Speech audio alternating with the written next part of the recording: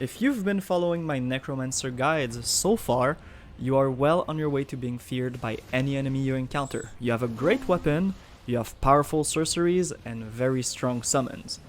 However, there is still one small piece missing. How the hell do you expect anyone to respect you looking like this? In the beginning's armor that you still have not changed. And that is precisely why today I'm going to talk to you about this new armor and especially how to get it, because it is quite a complicated armor to obtain.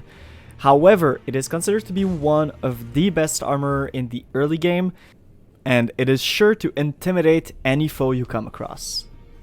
So without further ado, let's jump into the meat of things. How do we get this armor? Well, the only requirement that's going to be needed is to have defeated Godric the Grafted at the top of Stormveil Castle. It's one of the first real fight of the game, it's quite a few hours in, and if you have any trouble at all with it, be sure to look at the rest of my channel. There is a ton of builds to help you get better at the game and to make it so every fight is kind of a breeze. Now, once you've actually defeated him, you're going to unlock the area Liurna of the Lake. This is where the armor is located, so to say. So as you can see, we start by going from the waypoint that I was hovering over, and we just hug the left wall. This is going to be the catchphrase for this ride, because you truly just hug the left wall. No matter what happened, you just look if there's a wall to your left. If there's none, you messed up somewhere, and if there is, you are well on your way to getting the armor. So as we just keep going forward to Liurna, you don't really want to fight anything really, and you're gonna see over there's like this big ass crevasse. This crevasse is the home of a small village, and this is exactly where you're going to want to go. So you just head inside of the crevasse. Once again, is there a wall to your left?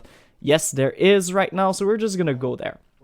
As you can see, there is the waypoint upstairs, so you're going to see a few waypoints like these hanging guys and the big bridge. You want to walk up, and there is going to be a site of grace right there, so you're going to rest at it just to be sure. After you rest at the site of grace, you are going to go a little bit more up. Now there is going to be kind of a strong enemy right there. It's the only guy you need to kill for this as of right now. So just make sure you have your sorceries at hand. It's really easy if you've just been following the rest of the guides. So once again, shout out to myself and to my guides. Kind of shameless advertisement. You're going to be able to lock on him from super far away. So just do that. Use your spell. The rock sling is going to work wonders on this guy. He's going to take so much damage, and in 2 swings, you're actually just going to kill him. Now, you're going to walk forward, and you might see a lot of messages on the ground. Because this guy is kind of a meme. He is hiding in a pot. Well, he transformed himself into a pot. As you can see, he's right there with all of the messages. You're going to want to hit him once.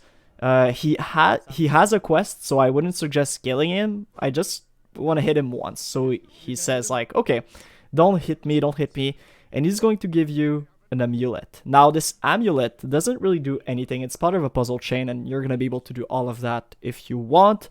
The important part about this amulet is, for some reasons, getting it triggers a fight once you go back to the round table. So we are going to go back to the round table, and I'll show you exactly what it is. Just be prepared to fight as soon as you get there. So the moment you go back to the round table, like I said, there is going to be an invasion. However, it's really easy because the rock sling spell actually breaks the AI for most invaders. They're gonna roll the moment they see the projectile, but since it has such a big delay, it's never going to roll properly. You can see this guy's never gonna roll out of the fight at all. Boom, just like that, he's gonna get hit every single time, and it really makes it a joke. So if you're having trouble with invasions in general, or if you're having trouble with this fight particularly, I highly recommend getting the rock sling. So I'll let you guys look at the rest of the fight, and we'll talk about the armor after.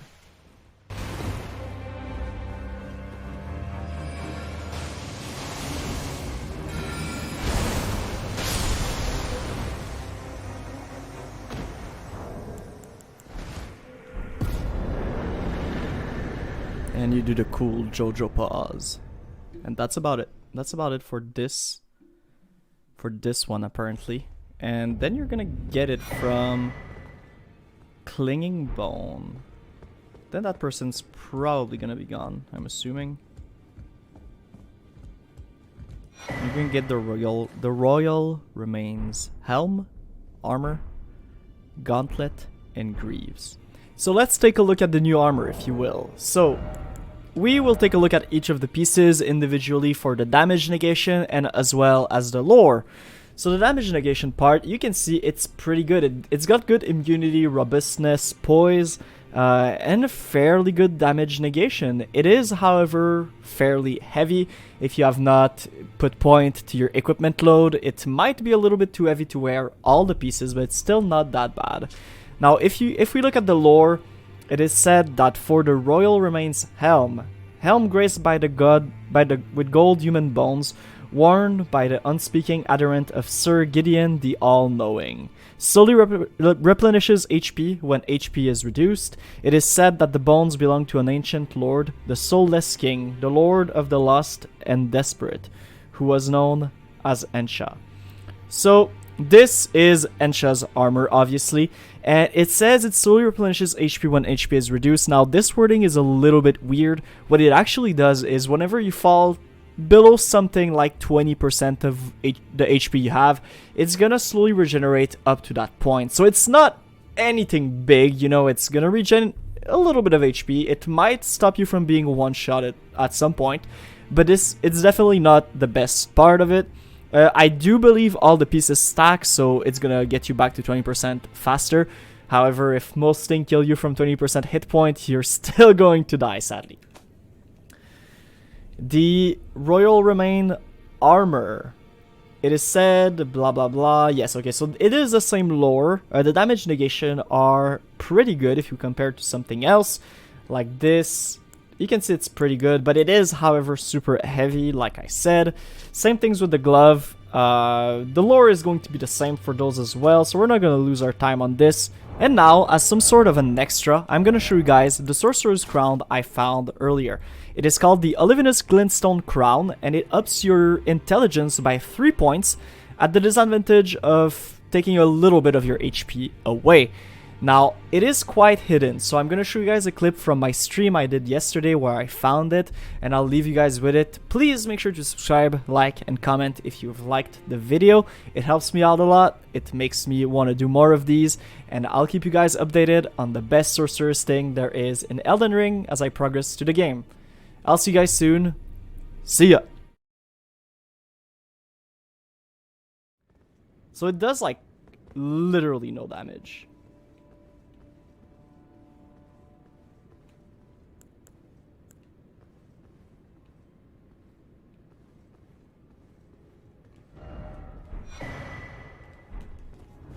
Aha, the first real hidden path.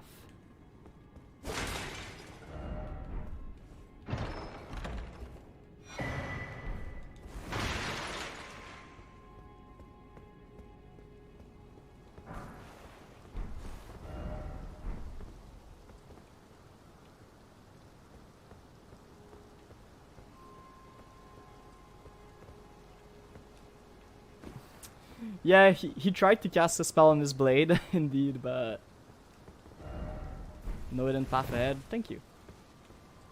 I guess they're learning more than just pure magic. They're like learning how to fight and stuff. It's still a bit weird. Time for jumping. Ooh, that is an intricate. Oh no, you're. Oof.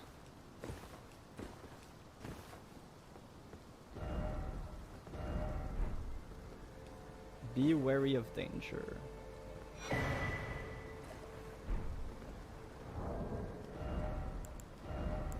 Okay, that has to be the ugliest shit ever.